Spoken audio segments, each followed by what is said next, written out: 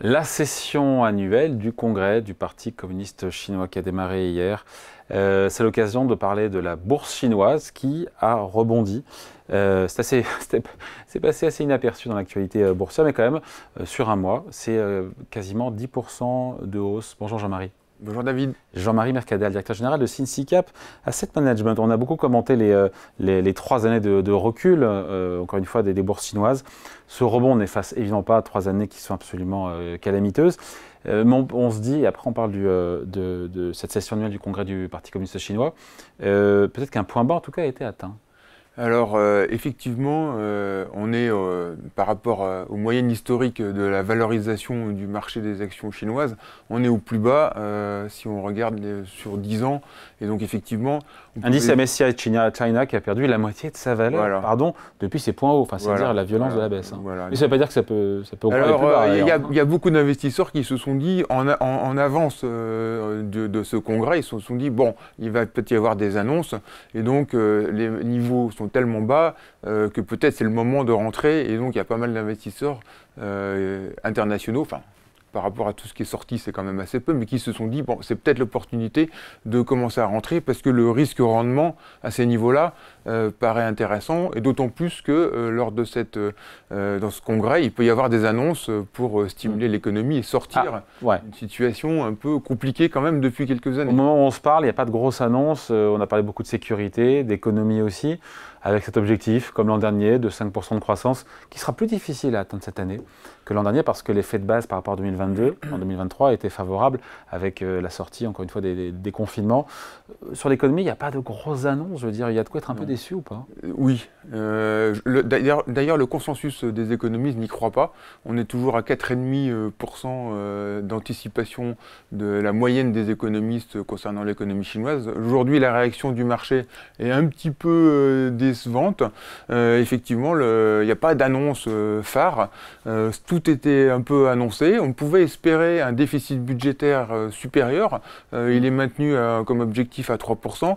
Le marché espérait quelquefois proche de 4% pour justement stimuler l'économie. Donc il n'y a pas eu pour l'instant de grosses annonces, et effectivement le marché peut être un peu déçu. Mais enfin, c'est pas fini, hein. Il y a encore... Ça dure combien de temps d'ailleurs Ça dure, je crois, une petite semaine. Ouais.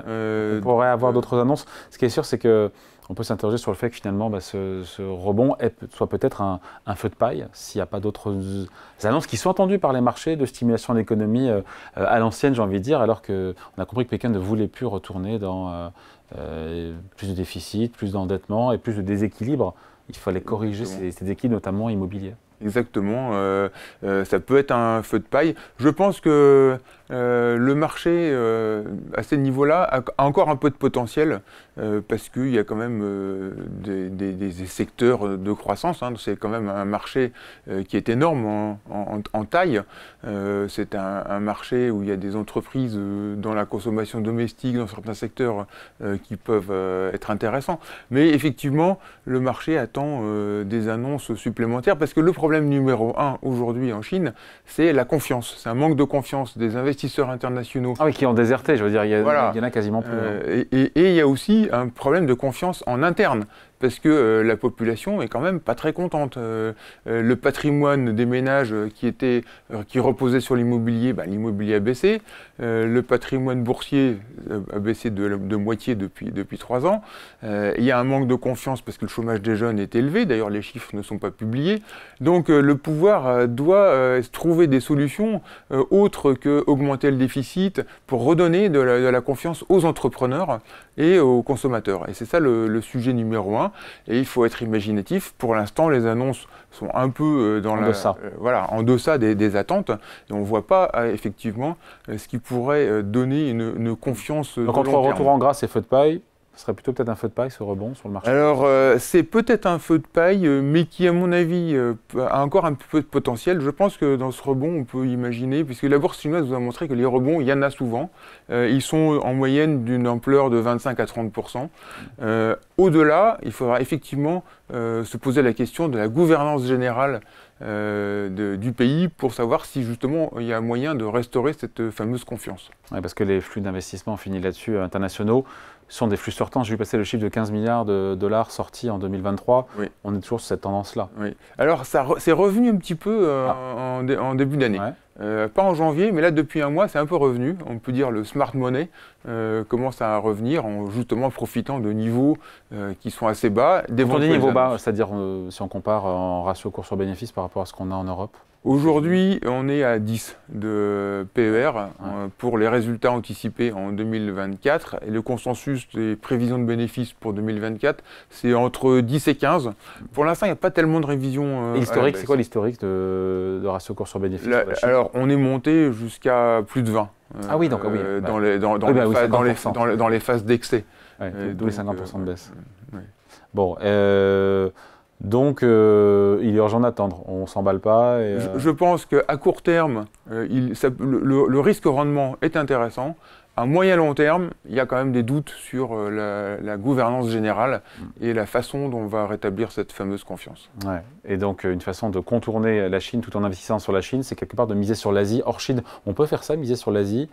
Alors nous, on a deux stratégies. On a une stratégie sur les actions chinoises et on a lancé une stratégie sur les actions asiatiques hors Chine.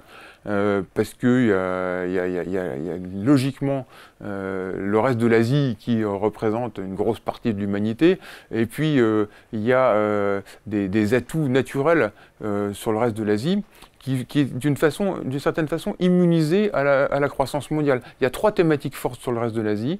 Il y a tout ce qui touche à la chaîne de valeur dans l'intelligence artificielle.